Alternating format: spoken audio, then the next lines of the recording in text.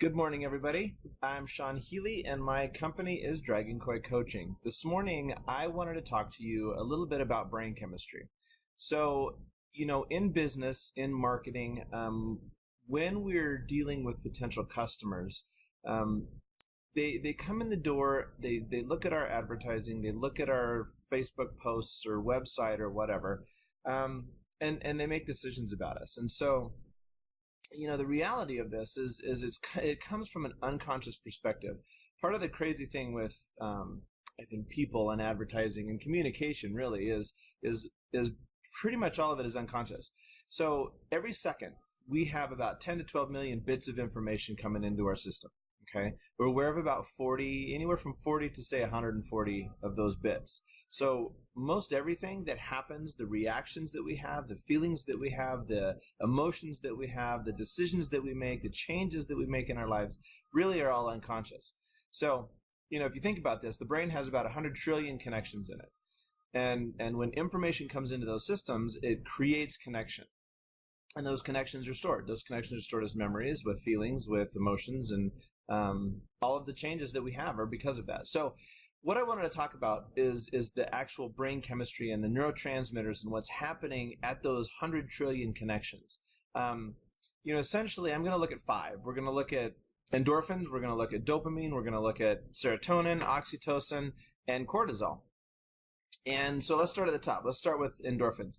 Essentially, endorphins are your runner's high, right? It's going to mask pain. It's going to keep people going. When there's something physical in their body that needs to be kind of driven through, if you will. Dopamine is an incentive for progress. It causes us to feel good with accomplishment. It causes us to focus and be goal-oriented. It's also sort of a highly addictive drug. So you think about, when you're sitting there with your phone, if you hear it ding or buzz in your pocket or whatever, for a lot of people, there's a creation of a dopamine drip there. And so what's happening is we're getting this feeling of, oh, I need to check my phone. It's also, if you've been to Vegas or any of the gambling towns, why they still have the noises that are made of money falling in the slot machines. Think about it. You walk through the floor of a casino and you hear all these noises, right? That is because what's happening is they're trying to get people to have this dopamine release, which causes this sort of drive to want to continue doing what they're doing. Interesting, right? It's also, there's an instant gratification with it, right? So with both endorphins and dopamine, they're both chemicals of progress. So we need these things in our businesses, in our lives, really, to kind of have drive. Without them, we wouldn't really get anything done. So they're important. Now, that being said, let's go to the other side. So we have serotonin. Serotonin is really this leadership chemical, right? It gives us the feeling of pride. It connects us, and it keeps us accountable to people. But it's not numbers based. So the others are numbers based, where serotonin is really kind of this feeling, that we get, and it causes us to want to perpetuate things because of pride and because of connection. And then we have oxytocin. Oxytocin is the chemical of love, right? So it truly connects us with other people. It's why we have relationships. It's why we care for our kids. And it also is what creates trust in us. So, and we're going to talk about that a little bit more. Trust is sort of critical. And we've talked a bit about that in some of my other videos with the importance of trust in business and trust with clientele to get them to keep coming in. And so this is that oxytocin chemical that's creating that. Without oxytocin, you're not going to have any acts of generosity. You're not going to have empathy. You're not going to have trust and friendships, no love for kids. It's all based on that chemical of oxytocin. Okay. It's also released with physical contact. So keep in mind, so these four chemicals that we've talked about so far are really kind of what create that drive in us. It creates connection in us. They're all good in a sense. I mean, they can, like I said with dopamine, I mean, you can create that addictive quality, have that addictive quality to it, which obviously we have to be careful, but it also is very beneficial. I mean, what is your strength is also your greatest weakness to some extent. So the last one is cortisol, and I want to talk about this one because I think that this has a really strong place in business. And we've talked about moments of truth and these thousands of contacts that we have in our system every day of positive, negative, and neutral things. So let's look at the negative aspect of those.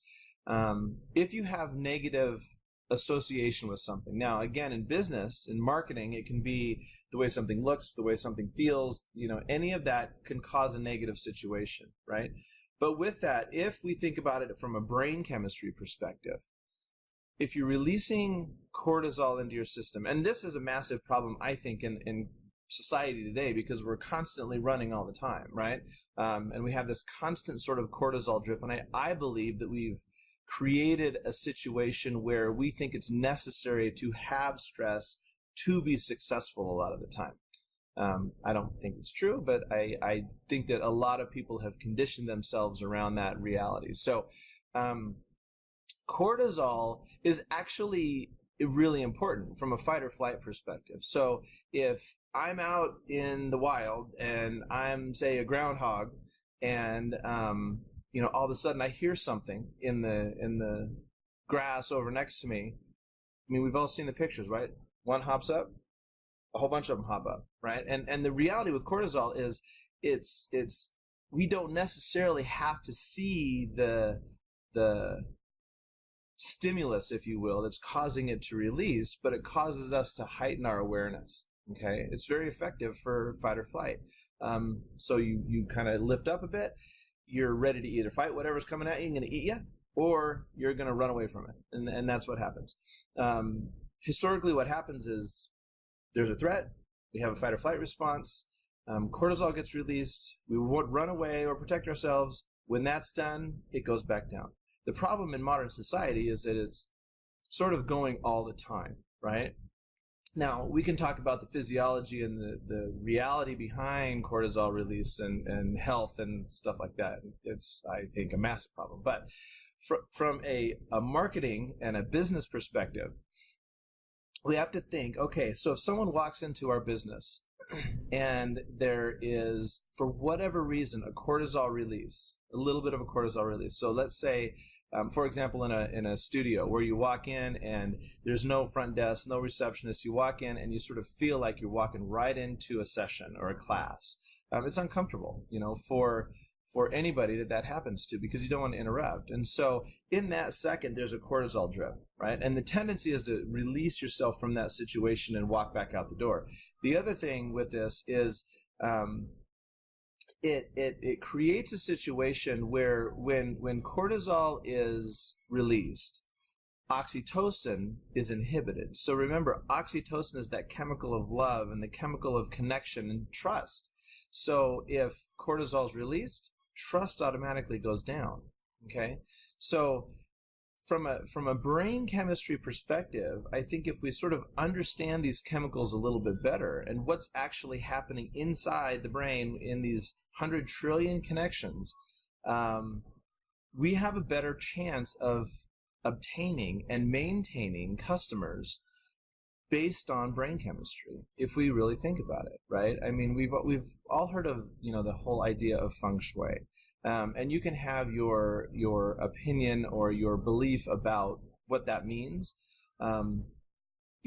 From my perspective, there's a bit of brain chemistry involved with this, right? It's energy flow, and I believe in that. But at the same time, you think about it, if I go into a space and there's something in my way that's blocking my energy, it also may create a cortisol drip. It's gonna decrease the ability to connect with anybody or anything that's around me, and I need to protect myself, right? Bad energy to some extent. So I want you to think a little bit about, when you're putting your business plan together, when you're putting your marketing plan together, how much of it are you thinking about this piece of brain chemistry and what's actually happening in a potential client simply based on what you're putting out?